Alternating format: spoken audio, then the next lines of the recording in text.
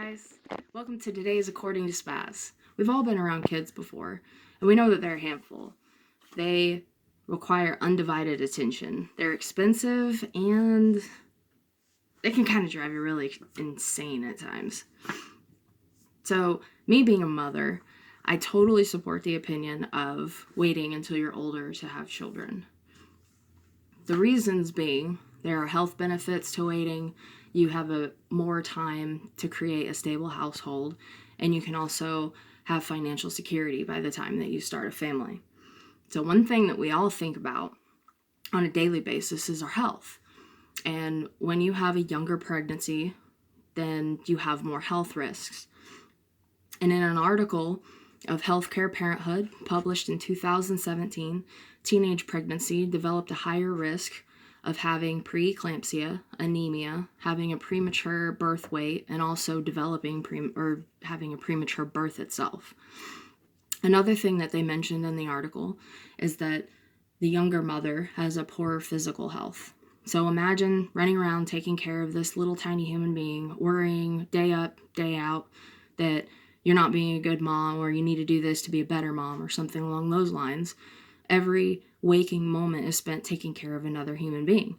So your physical health kind of takes a back seat. And speaking of back seat, your mental health does as well.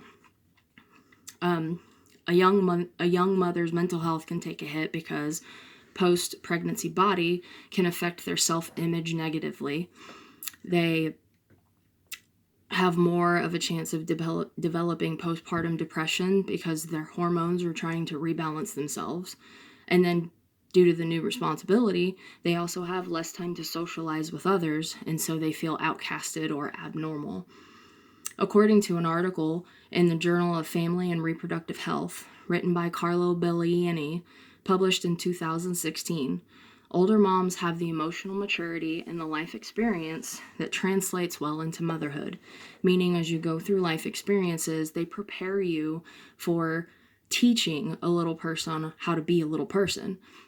They can teach you how to manage your stress level, manage your scheduling better, and a bunch of other tips and tricks that will eventually lead into being a good mom to your children. The most important experience itself that you will pass on to your children is how to handle relationships. The best example that you can give is by creating a stable home with an in-house partner or an individual that lives with you, that is the father. The stable home is better when women are married or they have the father living in the residence with them. And the benefits of this is the mother can stay at home and take care of the child right after birth, which is important for bonding with the baby. And then the father can go to work, which will also reduce the effect of financial stress because you're not paying for childcare. And then also there's both parents in the homes that can love and take care of the child, and they can kind of go back and forth on taking care of the child. If one gets stressed out, the other one can step in. In a study done by Judith Daniluk and Emily Coer in 2017, women were asked on a scale from 1 to 4 what their most important factor was before becoming a mother. 92% answered that being with a parent or a partner that would be loving and be involved in the child's life, and 92% answered having a proper and stable home for the child. So, able to allow these things, you have to have a stable home. And with a stable home comes the support system. Now, there are 3 support systems. One is your spouse, one is your family, and the other is your spouse's family. And according to a study published in the International Journal of Community, based on nursing and midwifery by Sarah Saei et al. In 2017, a positive correlation was found between maternal competency and a social support. Social support helps the mother obtain and discover their own personal maternal attributes and adapt better situations and have reduced stress. So how your social support can help you is by watching the baby while mom sleeps, or if dad has to go to work and she just needs a break. They can help financially, and they can also give you tips and tricks on what they did with their children and able to soothe the baby, or how to change the baby properly to make sure they're comfortable, or good ways to feed them or have them sleep so they sleep better. Social support is very important. Alongside social support is also financial security. If you want financial security, then waiting would be the better option. Because if you wait, or if a woman waits, then she has a chance to attend college and complete college and have a more secure job with a higher pay. So my personal experience is, as I said earlier, I have 2 children of my own, and I went to college fresh out of high school. I also am in college now. And I can definitely say that college fresh out of high school was so much easier because I had less to worry about, less responsibility. Financially, I wasn't as strained all the time. Whereas now, I'm just ripping and running and getting and going all the time to make sure that everything is taken care of, because I am also a single parent. And with going to college and having children also comes managing our schedules. So before, it was just go to class and then I could do whatever I want. I had more time for myself, my mental health, making sure I was okay. And then now I go to class, I come home, I have to make sure the kids are good, their homework's done, my homework's done, dinner's made, the house is taken care of.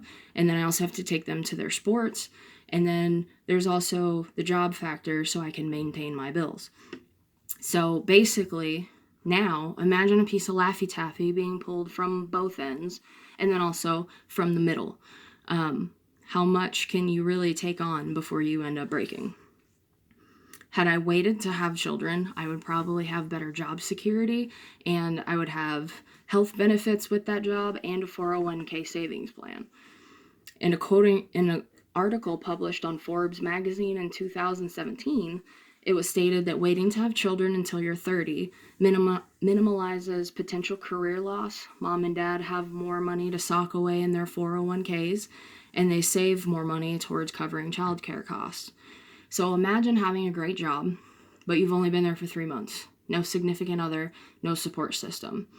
The only options that you're left with is pay $800 for childcare, or you lose your job. Neither one is very opportune, nor is it a great option. So then go with the third option and just wait to have children until you are older. In conclusion, if you wait until you're older to have children, you benefit physically and mentally. You have a better chance at creating a stable home for your children, and you have a better chance at successfully allowing financial stability to be a factor. Excuse me. At the end of this speech, you should now be able to list and understand why waiting to be a mother would be a beneficial idea. Thank you for attending my According to Spazz. I hope you all have a fabulous day.